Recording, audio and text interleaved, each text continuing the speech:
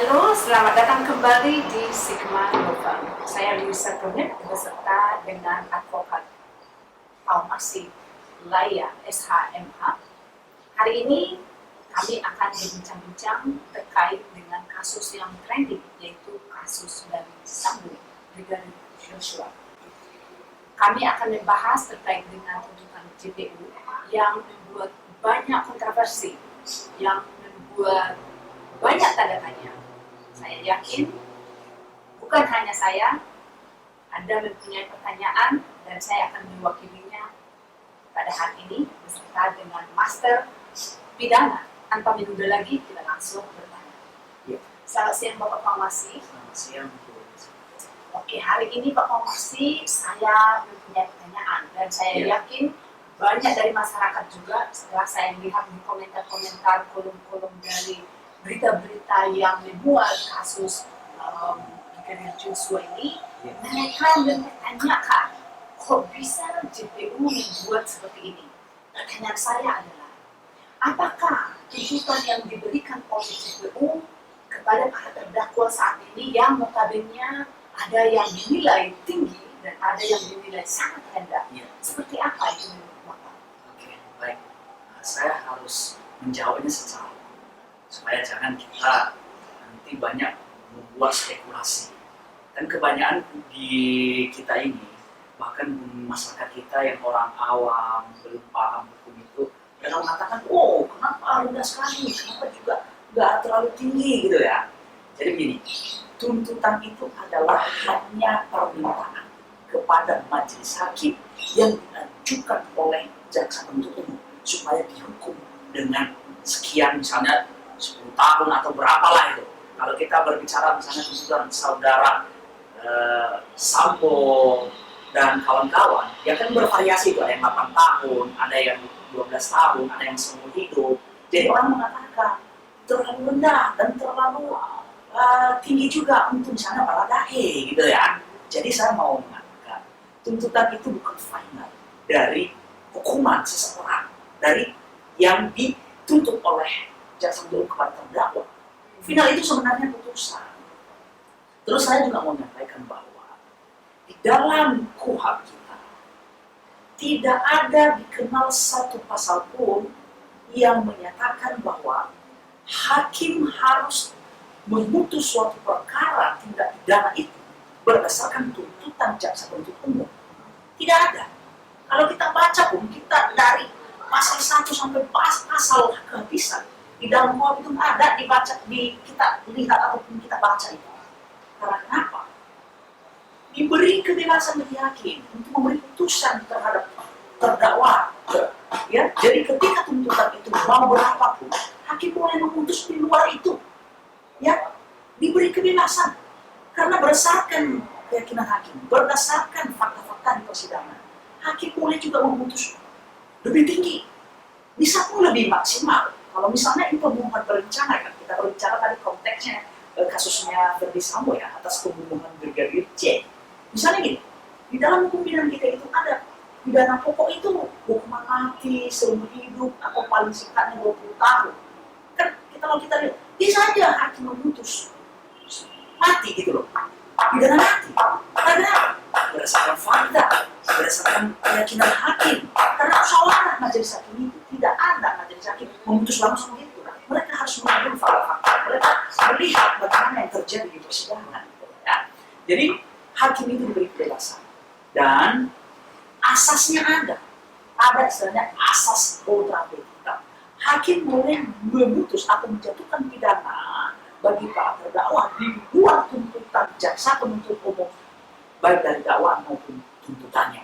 Jadi kita lihat di sana tidak ada keterikatan hakim terhadap tuntutan jaksa penuntut umum. Jadi tuntutan itu adalah final. Finalnya adalah putus. Maka kita percaya pasti dengan bijaksana, dengan kearifan majelis hakim kita di seluruh Indonesia ini, pasti mereka memberi putusan yang adil, ya, yang adil baik bagi seluruh masyarakat, apalagi para terdakwa dan juga keluarga para korban atau korban yang saat ini merasakan kesedihan karena anak kehilangan nyawa. Jadi demikian, Bu Lisa. Sangat-sangat menarik. Ya. Terima kasih untuk penjelasannya tadi. So itu dia Bapak-Bapak dan Ibu Saudara sekalian telah mendengarkan secara langsung dari ahli pidana kita bahwa JPU dengan tuntutannya yang diberikan kepada para terdakwa saat ini belumlah panen. Dan yang final atau putusan terakhir itu berada di tangan hakim. Dan kita mempercayai bahwa hakim-hakim di Indonesia yang terlibat terutama di kasus ini akan menegakkan keadilan, akan membuat keputusan yang terbaik kepada baik para terdakwa maupun juga para pencari keadilan, yaitu keluarga korban dan juga masyarakat. Selanjutnya saya masih mempunyai pertanyaan dan saya yakin saudara juga mungkin mempunyai pertanyaan yang sama juga terkait justice collaborator. Kita juga akan menanyakan langsung kepada Bapak Formasi, bagaimana dengan posisi justice collaborator Bapak Formasi? Apakah hukum Indonesia mengenal justice collaborator? Untuk apa itu justice collaborator? Iya, baik. Saya mencoba menjawab. Justice collaborator itu dikenal di Indonesia. Itu diatur di dalam Undang-Undang LPSK tentang perlindungan saksi dan korban. Itu ada. Artinya, justice collaborator itu adalah orang yang bekerja sama dengan penegak hukum yang mengungkap suatu tindak pidana. Dan di sana, justice yang menjadi justice collaborator itu, yang melakukan kejahatan, dia mengakui perbuatannya terlebih dahulu. Misalnya gini, benar saya melakukan pembunuhan atau penembakan, tapi bukan hanya saya yang melakukan. Itu dia justice collaborator. Dia harus mengungkap fakta-faktanya. Dia bilang gini, ini orang-orang yang terlibat di sini. Artinya dia harus mengungkap siapa-siapa yang terlibat dalam suatu tindak pidana yang dilakukan tersebut. Jadi itulah dia justice collaborator. Ketika dia jujur menyampaikan siapa saja. Dan kedua, itu juga bahan pertimbangan ya bagi nanti justice collaborator itu ya hal-hal yang meringankan dia. Jadi istilahnya gini, tidak bisa dikatakan dia itu mungkin pelaku utama, tapi dia bisa ringan. Itu pertimbangan lah bagi penegak-penegak hukum, misalnya di pengadilan khususnya. Jadi itu dia, justice collaborator itu dikenal di Indonesia. Menarik sekali. Ya, secara logika saya pikir juga dalam kehidupan sehari-hari ketika seseorang melakukan sesuatu yang positif, kita memberikan mereka reward atau penghargaan. Saya pikir tidak jauh beda dengan di konteks hukum, selaku pengungkap fakta, pengungkap kasus, kita mempercayai bahwa para justice collaborator termasuk di kasus ini akan mendapat keadilan yang layak dia terima. So, Bapak, Ibu-Ibu sekalian, terima kasih untuk mendengarkan podcast kita kali ini. Dan kami menyambut bila kali Ibu dan Bapak mempunyai masukan untuk apa yang kita bahas di podcast berikutnya, silahkan ditulis di komentar section di bawah ini. Terima kasih untuk menonton. Jangan lupa untuk mengikuti kami di seluruh sosial media kami.